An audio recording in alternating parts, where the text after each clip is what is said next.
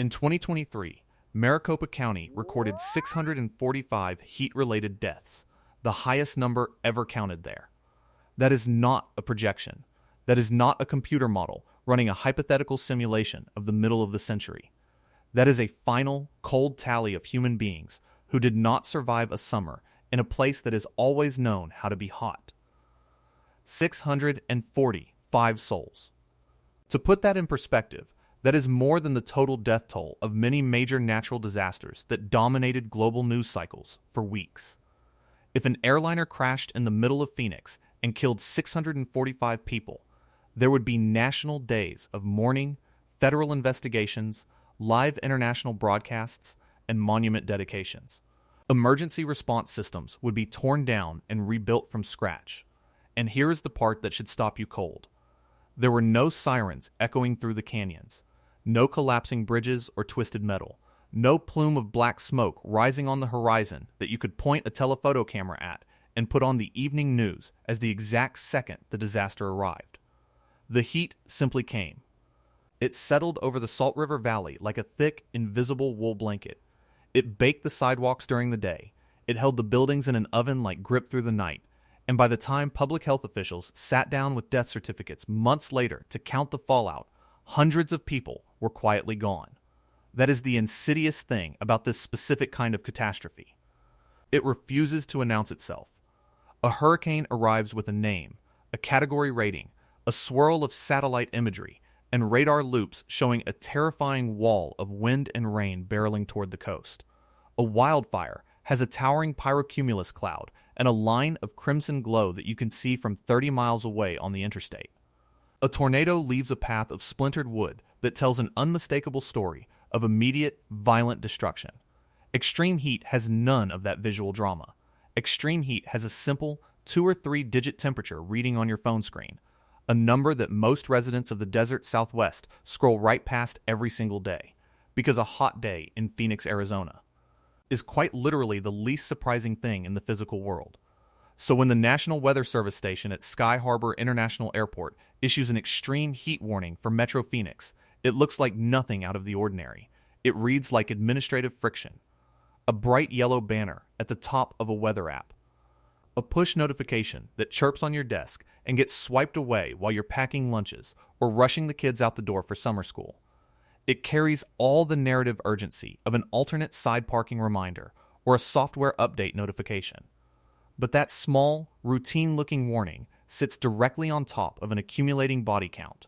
And over the course of this extensive investigation, I am going to show you exactly why a city built on the very premise of heat, a city that was carved out of the Sonoran Desert, a city that has worn its scorching summer temperatures like a badge of rugged frontier honor for over a century, is now crossing physical boundaries and breaking environmental records that climate scientists and meteorologists genuinely did not think were possible in this decade. Real quick, before we plunge into the historical numbers and the physical mechanics, I want to ask you a direct question. Tell me in one word down in the comments how hot your own summer has been where you live this year.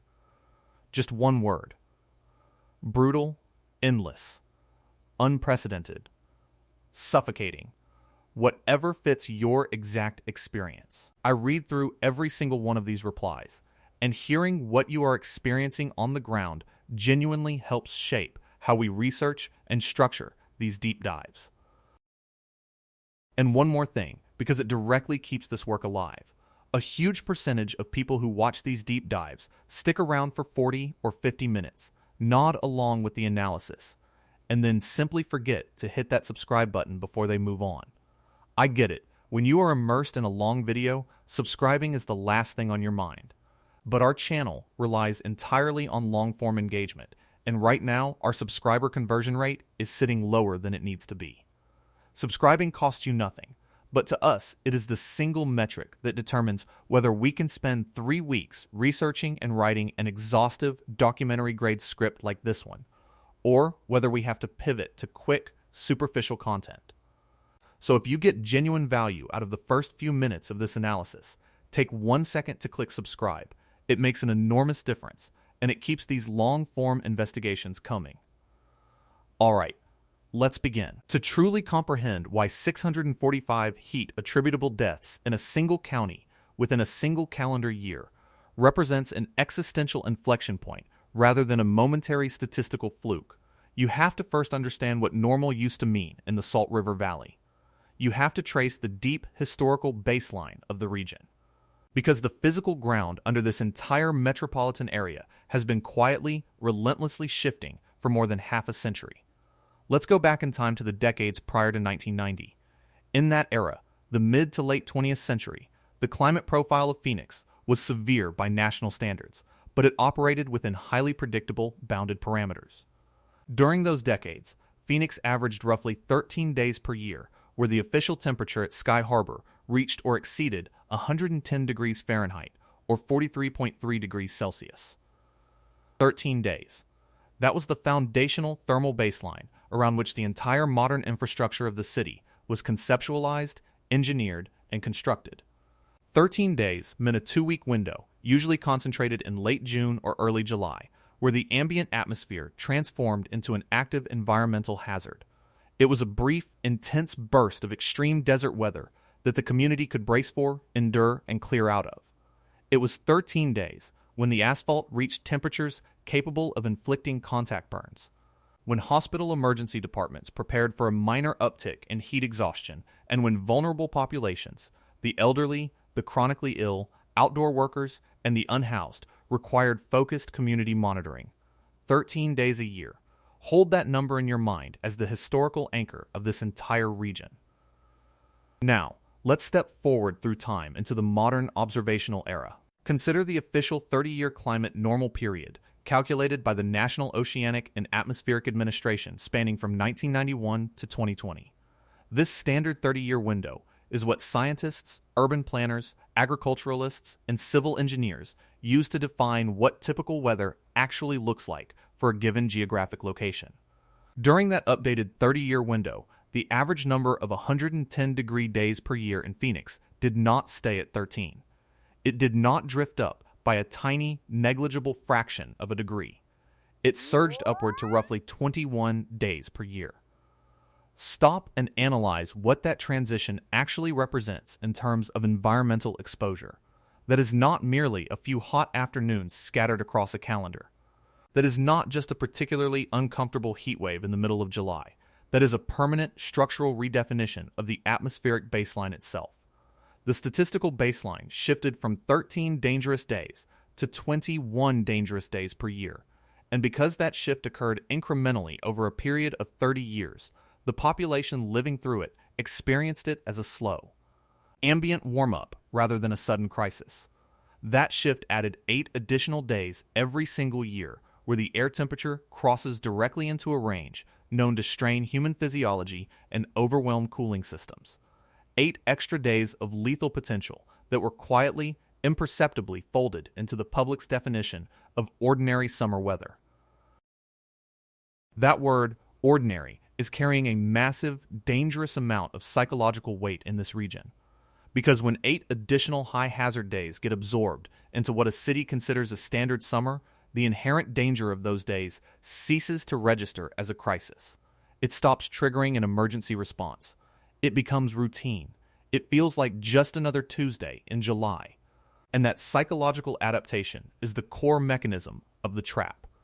That is precisely how a death toll of 645 individuals can accumulate across a single metropolitan area without generating a single dramatic image of immediate physical destruction.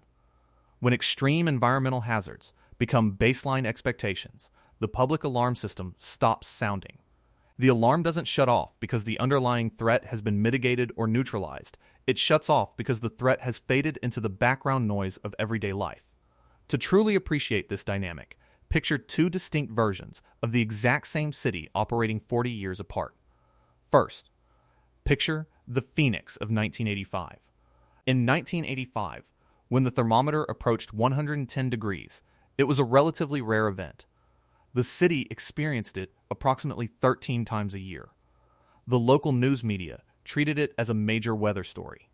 People adjusted their schedules, municipal agencies took active notice, and the community treated the environment with a heightened sense of caution because the conditions were visibly outside the multi-decade norm.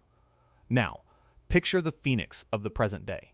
In this modern city, 110-degree temperatures arrive with absolute mechanical regularity 21, 30, or 50 times a summer. The population has been conditioned by decades of repetition to treat triple-digit heat as a baseline background condition. Residents go about their daily errands, construction crews continue framing houses, delivery drivers hop in and out of unair-conditioned vans, and people leave their homes without secondary water supplies until the physiological debt accumulates. The body's cooling mechanics break down, and the fatalities pile up in public health ledgers months later. Same geographic footprint, same desert sun overhead, same surrounding mountain ranges, but an entirely transformed physical environment paired with a deeply desensitized human population. What makes Metro Phoenix the ultimate case study for this phenomenon, rather than just another expanding city in a warm climate, is its unique historical identity. Phoenix was not built in spite of its heat. It was built because of it. In the mid-20th century, as residential air conditioning technology became commercially viable and affordable, Phoenix was aggressively marketed to the rest of the United States as a sunny paradise. It was pitched as a place where you could escape the freezing winters of the Midwest and the Northeast, where respiratory ailments could be soothed by dry desert air, and where outdoor living could be enjoyed year-round. The heat was not presented as a threat. The heat was the primary selling point. The heat was on the promotional brochures. The heat was the reason retiree communities like Sun City sprouted up across the valley floor. Because the city was founded and expanded on the premise that heat was an amenity, it never developed the collective survival instincts or regulatory reflexes that a city develops when a lethal natural hazard is sudden, novel, and visibly destructive. Nobody in Phoenix panics when the forecast calls for 108 degrees, because 108 degrees has been the background setting for suburban life in the valley for generations. Consequently, the danger did not break down the front door with a sudden blast of force. It slipped in through the side door that had been left wide open for decades, the door of sheer familiarity. As the global climate background warmed and the local metropolitan footprint expanded exponentially, ambient temperatures crept upward degree by degree. The frequency of ultra-hot days expanded. The nights, which historically provided critical physiological relief, began to hold on to heat with unprecedented tenacity. And every single step of this environmental transformation was masked by the fact that summers in Phoenix were supposed to be hot.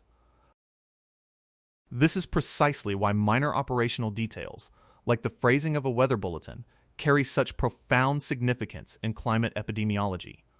The extreme heat warning issued by the Weather Service isn't failing because the meteorologists are wrong. It is failing because it is being projected onto a cultural canvas that has been trained for 80 years to ignore heat warnings altogether. A 110-degree day in 1960, occurring within a climate regime that produced 13 such days a year and featuring nighttime temperatures that dropped into the low 70s, was a manageable stressor for a smaller, less built-up city. A 110-degree day today, occurring within a climate regime that produces dozens of such days, supported by night temperatures that refuse to fall below 90 degrees. And acting upon a sprawling urban environment of 4.9 million people is a radically different physical phenomenon. The thermometer might display the exact same digit, but the environmental system underneath that number has undergone a fundamental phase state change. The interdisciplinary teams of scientists who track these environmental shifts, the operational meteorologists at the Sky Harbor Weather Station, the epidemiologists at the Maricopa County Department of Public Health, and the urban climatologists at Arizona State University's Global Institute of Sustainability and Innovation were not tracking isolated spikes on a graph. They were documenting the systematic collapse of the historical baseline. They watched 13 days become 21 days. They watched nighttime minimum temperatures shatter multi-century records. They watched the built environment absorb thermal energy during the day and re-radiate it continuously through the night. And as they plotted those atmospheric curves upward, they watched the mortality metrics track right alongside them, culminating in that grim, unprecedented milestone of 645 human lives lost in a single county in a single summer. That figure is not a random statistical anomaly.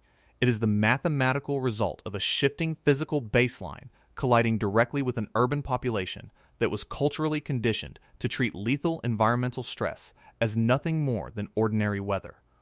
Now, it is critical to maintain analytical precision and nuance here, because this is precisely where public commentary on climate impacts can devolve into hyperbole.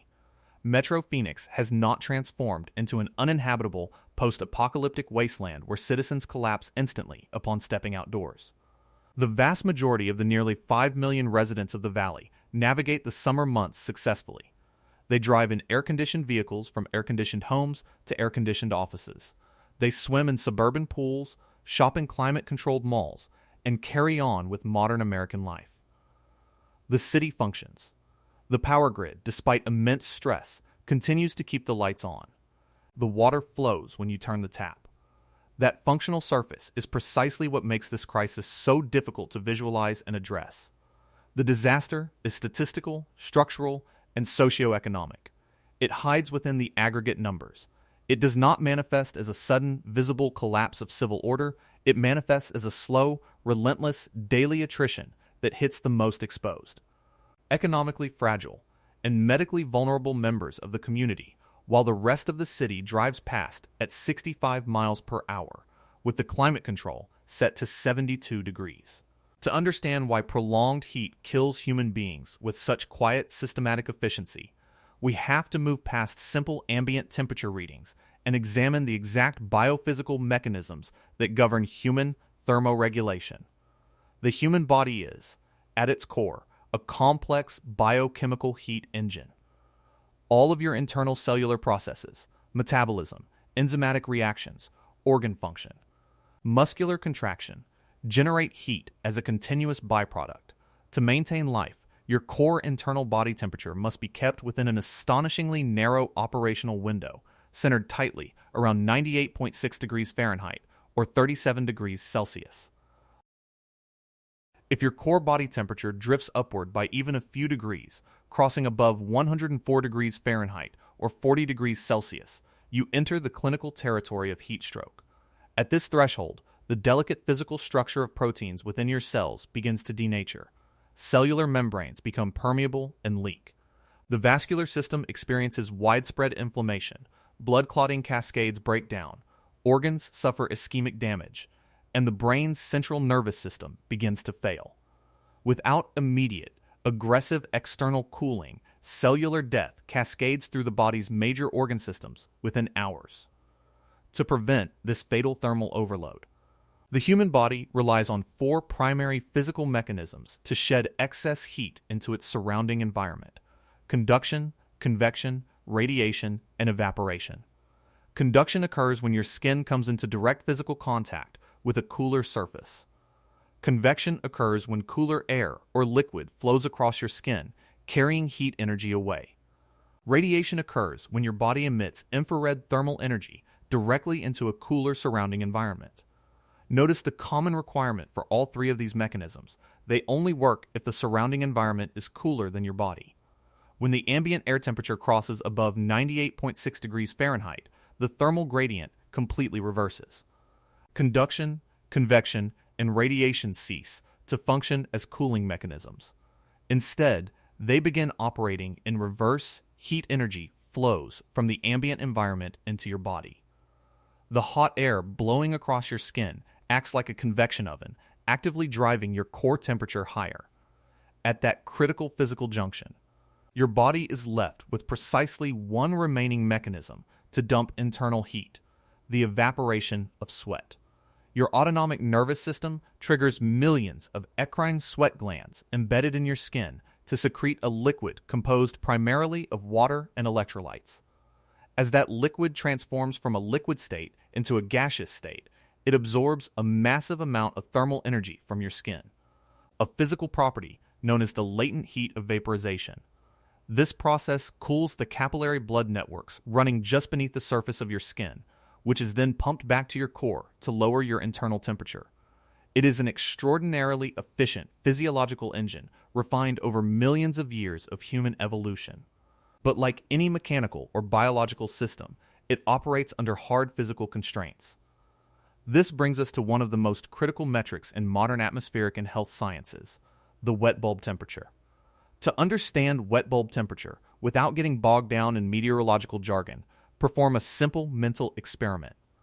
Imagine taking a standard glass thermometer, wrapping its bulb tightly in a piece of wet cloth, and swinging it rapidly through the air. As the moisture in the cloth evaporates into the surrounding air, it cools the thermometer bulb down. The resulting reading is the wet bulb temperature. The wet bulb temperature measures the absolute lowest temperature that a surface can reach through pure evaporative cooling under current atmospheric conditions, taking into account both the ambient air temperature and the amount of moisture or humidity already present in the air. If the air is completely dry, sweat evaporates instantly, and the wet bulb temperature drops significantly below the dry bulb ambient air temperature. If the air is saturated with moisture at 100% relative humidity, no additional water can evaporate into the atmosphere. In that scenario, the wet bulb temperature becomes equal to the dry bulb temperature, and evaporative cooling completely stops. For decades, physiological research suggested that the absolute upper limit of human survival via evaporative cooling was a wet bulb temperature of 35 degrees Celsius or 95 degrees Fahrenheit. At a wet bulb temperature of 35 C, even a healthy, fully unclothed human resting in the shade with an unlimited supply of drinking water and a high-velocity fan cannot shed internal metabolic heat. The ambient environment is physically incapable of accepting the moisture. Sweat sits uselessly on the skin, core body temperature rises uncontrollably, and death occurs within hours.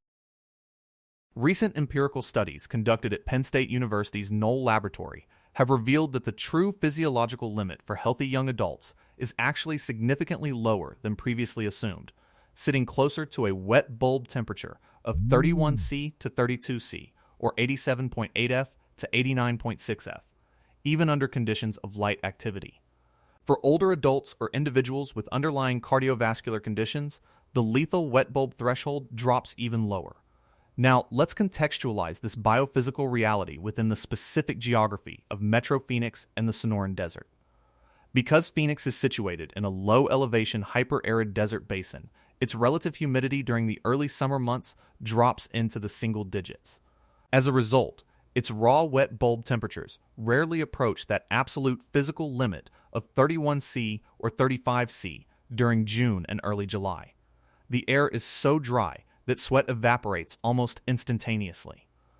On paper, this dry air provides a powerful evaporative cooling advantage. It is the physical origin of the ubiquitous phrase, but it's a dry heat. However, that dry heat introduces a second, far more insidious physical trap. Because the air is so dry, ambient daytime temperatures in the Sonoran Desert can climb to extraordinary heights that would be physically impossible in humid regions, soaring past 115 F, 118 F, or 120 F. At these extreme ambient temperatures, the human body's sweat production demands scale up exponentially. A human working outdoors in 115-degree dry heat can easily lose more than 1.5 to 2 liters of fluid per hour purely through perspiration. If that fluid is not replaced continuously with both water and essential electrolytes, the vascular system experiences rapid hypovolemia, a catastrophic drop in total blood volume. As blood volume drops, the heart must beat dramatically faster and contract harder to maintain arterial pressure while simultaneously pumping massive quantities of blood to the skin for cooling. The cardiovascular system is effectively running at maximum redline capacity while starving its own internal organs of oxygenated blood. If dehydration sets in, sweat production slows down or shuts off entirely to preserve remaining internal fluid balances. The moment sweat production stops in 115-degree air, the body loses its final line of defense. Core temperature surges upward at a rate of 1 degree Fahrenheit every few minutes. That is the daytime hazard in a dry desert.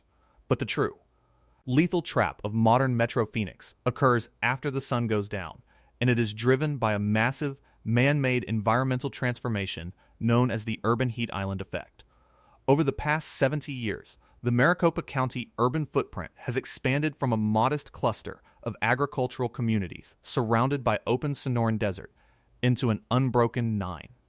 Zero square mile concrete megalopolis encompassing over 24 contiguous municipalities, including Phoenix, Mesa, Chandler, Scottsdale, Tempe, Glendale, and Peoria. In doing so, human developers systematically replaced the natural desert landscape, characterized by native soil, gravel, palo verde trees, saguaro cacti, and sparse desert vegetation, with millions of square yards of dark, dense, engineered materials, bituminous asphalt highways, arterial roads, and sprawling parking lots, reinforced concrete structures, sidewalks, and foundation slabs, dark composite roofing materials, steel frameworks, and brick masonry. These engineered construction materials possess radically different thermal properties compared to natural desert terrain. Specifically, they feature high thermal mass, low albedo or reflectivity, and high thermal conductivity.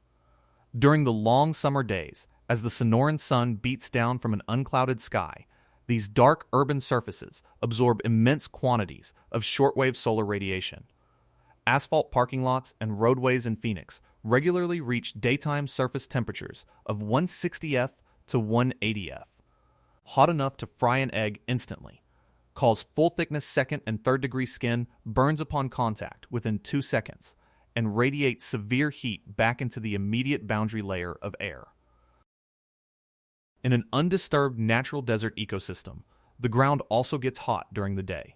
However, natural desert soil has a lower thermal capacity and is surrounded by open space. When the sun sets behind the horizon, the natural desert radiates its stored heat rapidly upward into the clear, dry atmosphere through long-wave infrared emission. As a result, the ambient temperature in an open desert drops precipitously after dark, often plummeting by 30 to 40 degrees Fahrenheit before dawn. Historically, desert nights were cool, crisp, and restorative. The built environment of Metro Phoenix completely destroys this natural diurnal cooling cycle, because millions of tons of concrete, asphalt, and dark roofing absorb thermal energy deep into their structural mass during the day. They act like massive thermal storage batteries. When sunset arrives, these materials begin slowly, continuously re-radiating that stored thermal energy back into the surrounding air throughout the entire night. Instead of cooling off, the city wears a dense, artificial thermal blanket constructed out of its own infrastructure. Furthermore, this artificial surface heating is amplified by anthropogenic heat rejection, the waste heat generated directly by human machinery. Every one of the millions of air conditioning compressors running non-stop across Metro Phoenix is actively pumping heat out of indoor spaces and dumping it directly into the outdoor night air. Millions of internal combustion engine vehicles, industrial facilities, and electrical transformers add their own waste heat to the urban boundary layer. The physical result of this microclimatic transformation is stark. While daytime high temperatures in Phoenix have warmed steadily over the past half-century, nighttime low temperatures have skyrocketed. In the mid-20th century, a typical summer night in Phoenix saw temperatures fall into the comfortable low 70s or upper 60s. Today, during the peak of summer, nighttime minimum temperatures in the urban core frequently fail to drop below 90F, and on record-breaking occasions, fail to drop below 97F before sunrise. Now, connect this urban microclimate transformation directly back to human biophysics. When the nighttime air stays at or above 90F with elevated surface radiant heat, the human body is denied its essential circadian thermal recovery window. Under normal physiological conditions, sleep is the period when your cardiovascular system slows down, your heart rate drops, your core temperature decreases, and your body repairs cellular stress accumulated during daytime activity. But if a person is sleeping in an environment that remains at 90F or higher, whether because they are unhoused, living in a structure without operational air conditioning, or trying to save money on electric bills, their body must continue actively working to dump heat all night long. The heart rate remains elevated. Sweat glands continue draining vital fluids and electrolytes. The vascular system remains dilated. The body enters a state of chronic, unabated thermal debt. Day 1 of extreme heat strains the system. Day 2 compounds the stress. By day 3 or day 4 of continuous, day and night thermal exposure, with zero physiological recovery, the body's adaptive reserves are completely exhausted. the cardiovascular system collapses, electrolyte imbalances trigger fatal cardiac arrhythmias, or systemic heat stroke sets in. This is the deadly mechanics of the urban heat island trap. The daytime high temperatures grab the news headlines with shocking numbers, but it is the elevated nighttime low temperatures, driven by dark asphalt, concrete mass, waste heat, and urban sprawl, that quietly do the killing. Now watch what happened when these exact physical mechanics got tested to absolute breaking point in the historic summer of 2023. The streak began quietly on June 30th. The primary meteorological sensors at Phoenix Sky Harbor Airport hit 110 degrees Fahrenheit, and then it did the thing that transformed a standard hot desert summer into an unprecedented global observational milestone. It did not stop. July 1st sat at or above 110 degrees. July 2nd did the exact same thing. Day after day, afternoon after afternoon, the days stacked up with mechanical precision. The mercury refused to dip below that 110-degree mark, and the continuous streak stretched clean through the entire calendar month of July. 31 consecutive days at or above 110 degrees Fahrenheit. From June 30th to July 30th, 2023, sit with that exact number for a moment, because the human mind naturally struggles to process continuous statistical extremity. 31 days is a full calendar month. 31 consecutive mornings where every single citizen woke up knowing that by 2 p.m. the atmosphere outside would turn into an active physical threat. 31 evenings where the sun dropped below the Estrellas and the heat remained locked over the pavement. This was not a temporary spike. It was not a bad heat wave. It was an entire calendar month without a single moment of atmospheric reprieve. And in doing so, 2023 completely obliterated the historical record. The previous record for consecutive days at or above 110 degrees had stood for nearly half a century, set back in the summer of 1974 at 18 days. That 18-day mark had held firm through decades of expanding suburban sprawl and warming global trends. Meteorologists and local residents viewed 18 straight days as the absolute upper ceiling of what the Sonoran Desert atmospheric regime could physically generate. 18 days was the wall. Then 2023 arrived, walked up to that half-century-old wall, and nearly doubled it. 31 days against 18. 13 additional days tacked onto a record that had defined the outer limits of desert climate possibility for 2 generations. Consider what it means physically for an environmental record to fall by a margin like that. In competitive sports or physical sciences, long-standing records typically fall by tiny, incremental fractions. 1/100th of a second in a sprint, a fraction of a millimeter in rainfall, a fraction of a degree in temperature. Records move by inches. This record fell by a 70% margin. When an atmospheric system breaks a standing historical threshold by 70%, scientists do not just update a database cell. They are forced to evaluate whether the underlying system itself has fundamentally shifted operational modes. Every single one of those 31 days had to generate the thermal momentum required to hit 110 degrees on its own merit. The mathematical probability of stringing 31 such days together consecutively without a single cloud deck, monsoonal moisture intrusion, or regional wind shift breaking the chain is astronomically low under the old climate baseline. The old baseline produced 18 days. The new baseline delivered 31. That statistical gap represents the exact shift in the regional climate regime. Yet as staggering as that 31-day streak was, it only describes the daytime conditions. It tells you how extreme the afternoons became. It does not capture the true driver of mortality, the complete collapse of nighttime thermal recovery across the entire 24-hour cycle. To understand that dimension, you need one specific number. And this is the metric that sent shockwaves through the global climatological community in late summer of 2023. Across the entire month of July 2023, the monthly average temperature in Phoenix, combining every single daytime high and every single nighttime low across all 720 hours of the month, was 102.7 degrees Fahrenheit, or 39.3 degrees Celsius. Read that number again with complete analytical focus. That is not a daytime high temperature. That is not an afternoon peak measurement. That is the mathematical average of every single minute of the month, blended together into a single baseline digit, 102.7 F. That single metric made July 2023 the absolute hottest calendar month ever recorded for any city in the entire history of the United States. Not merely the hottest July in Arizona history, not the hottest month in the American Southwest. The single hottest month ever logged by official weather instruments across any American municipality since modern record-keeping began. Think about the physical atmospheric conditions required to produce a monthly average of 102.7 degrees. To pull an entire monthly mean past 102 degrees, scorching daytime afternoons are not enough on their own. Even afternoon highs, reaching 115 or 118 degrees, cannot maintain a monthly average that elevated if the overnight temperatures drop into the 70s or 80s to pull the mathematical curve down. For a monthly average to sit at 102.7 degrees, the nights had to completely fail as cooling periods. The concrete and asphalt had to trap thermal energy continuously. The desert boundary layer had to remain locked in an oven-like state from midnight to dawn.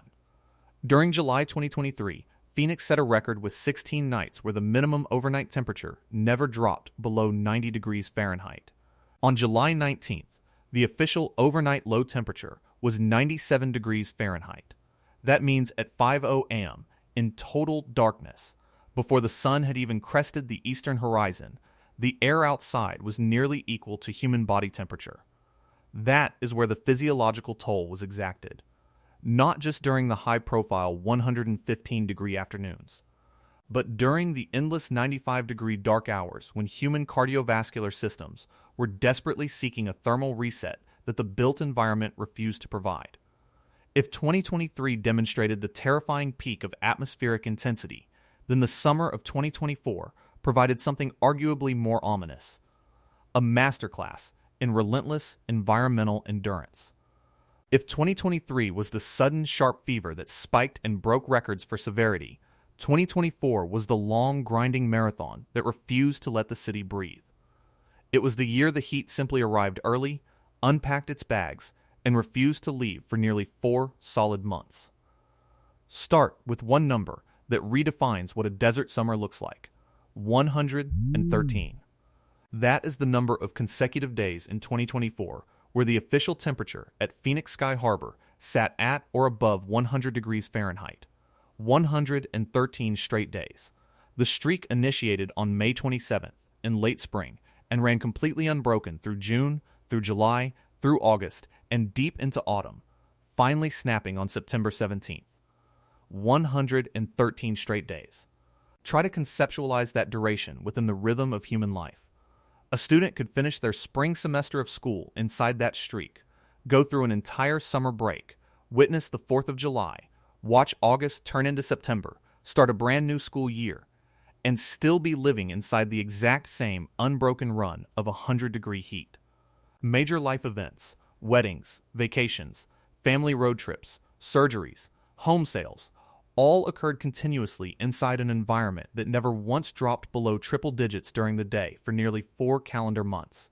The previous record for consecutive 100-degree days in Phoenix was 76 days, established back in 1993. That 76-day mark had stood unchallenged for 31 years. It was viewed by generations of desert residents as the absolute limit of summer endurance, the ultimate test of local resilience. In 2024, Phoenix did not just surpass that 31-year-old mark, it bolted an additional 37 days onto the end of it. It took the old, unbroken record and extended it by more than a full month. This distinction between 2023 and 2024 highlights the two different ways extreme heat threatens human systems. Year 2023 was defined by acute thermal shock, 31 straight days above 110 degrees, incredible intensity, and a month-long average that shattered national records. Year 2024 was defined by systemic chronic exhaustion, 113 straight days above 100 degrees, a prolonged, unwavering baseline of heat that continuously drained human bodies, municipal budgets, and electrical infrastructure day after day, week after week, month after month. You can prepare for and survive an acute 3-day or 5-day heat wave. You alter your routine, Stay indoors, keep water on hand, and wait for the cold front or monsoon moisture to break the ridge of high pressure. But you cannot hold your breath for 4 months. You cannot suspend outdoor life, economic activity, home maintenance, and daily human responsibilities for a third of a year. At some point, outdoor workers must return to job sites. At some point, families must walk across scalding parking lots. At some point, older home cooling systems running continuously for 90 straight days suffer mechanical failure. On top of that 113-day streak of triple-digit heat, 2024 set yet another staggering record, a total of 70 individual days at or above 110 degrees Fahrenheit across the calendar year. 70 days. To fully grasp what 70 days at 110 degrees represents, remember the baseline numbers we established earlier. Before 1990, Phoenix averaged 13 days per year at 110 degrees. In 2024, the city experienced 70 such days. That is more than 5 times the mid-20th century historical average. More than 2 full months of the year spent in a thermal zone that triggers medical extreme heat warnings. Together, the acute intensity of 2023 and the chronic duration of 2024 demonstrate that the climate profile of the Salt River Valley has completed a structural step change. These 2 back-to-back years were not isolated atmospheric accidents. They represent the new operational baseline of the Sonoran Desert-built environment, a baseline where historical extremes have become standard seasonal expectations. Behind every single one of these atmospheric metrics, climate charts, and shattered historical records lies a deeply disturbing human reality. Heat is not an indiscriminate environmental hazard.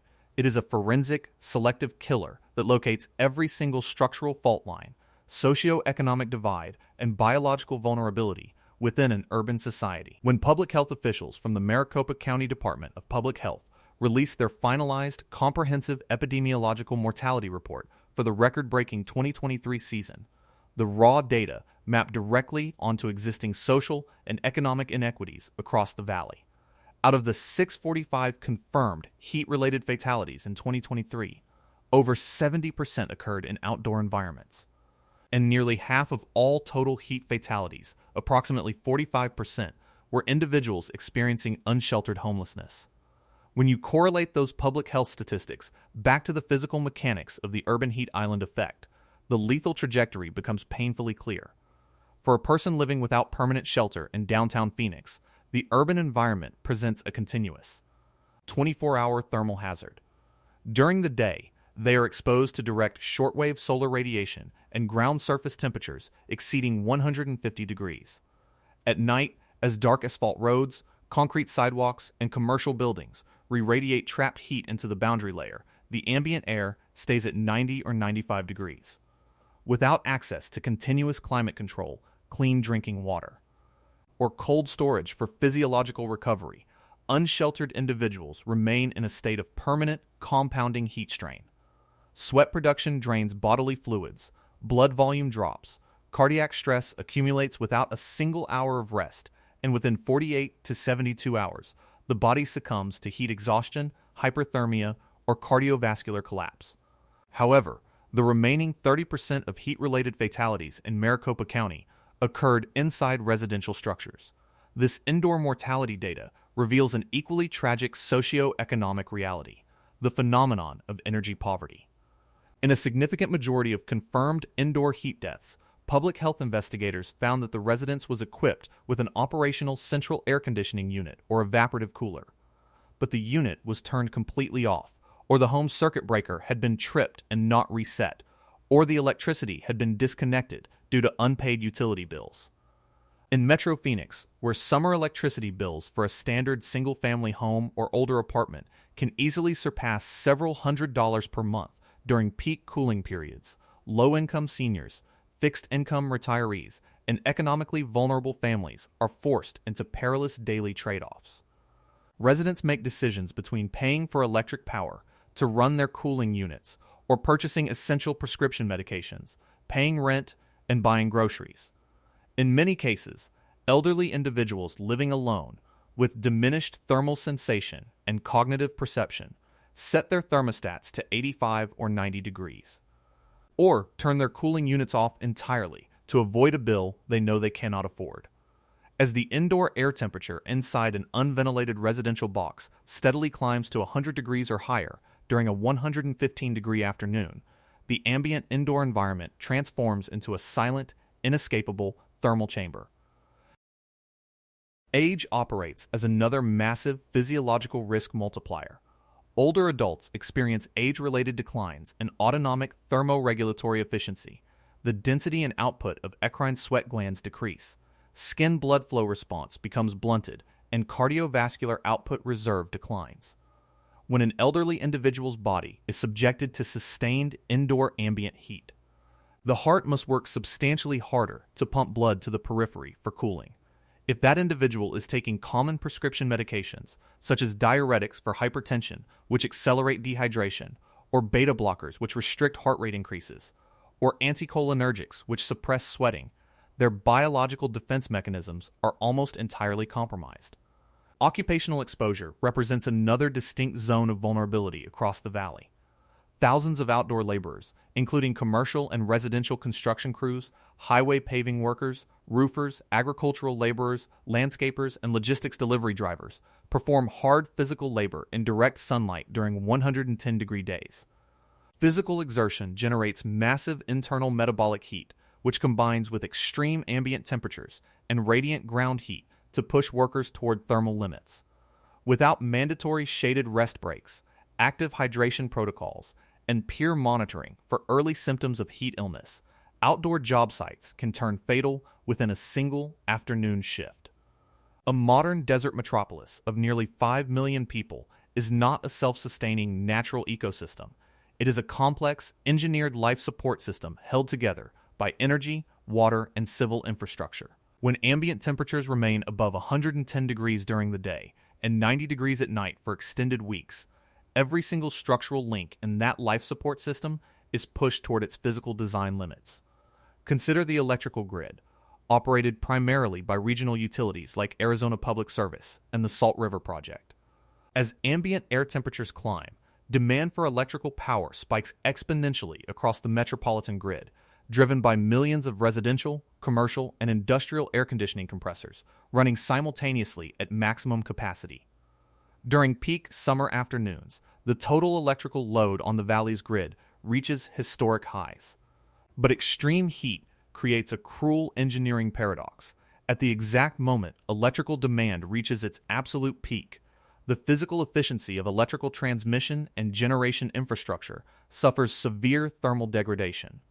High ambient air temperatures cause overhead high-voltage power lines to expand and sag, reducing transmission efficiency and increasing the risk of lines contacting vegetation or ground structures. Electrical transformers, designed to step down voltage for neighborhood distribution, generate internal heat during operation. Under normal weather conditions, transformers cool off during the night as ambient air temperatures drop into the 60s or 70s. But when urban heat island mechanics keep nighttime temperatures at 90 to 95 degrees, transformers cannot shed their internal heat burden.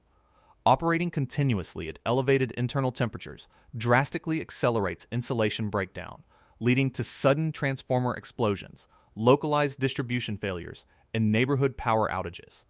A localized power outage during a 115-degree heat wave in Phoenix is not merely a minor inconvenience. It is a life-threatening emergency. If a neighborhood loses power for 6 to 12 hours during an extended streak of extreme heat, indoor temperatures inside uninsulated homes can surge past 105 degrees within hours, creating an immediate public health crisis for vulnerable residents trapped indoors. Power generation facilities face parallel thermal stress. Thermal power plants, such as natural gas combined cycle facilities, rely on ambient air density and water cooling to operate efficiently. Hot, low-density air reduces the mass flow through gas turbines, lowering electrical output precisely when grid demand is highest. Solar photovoltaic panels, while abundant in sunny Arizona, also experience a negative temperature coefficient as the physical temperature of a silicon solar cell rises past 75 degrees Celsius in direct desert sunlight. Its electrical generation efficiency drops significantly.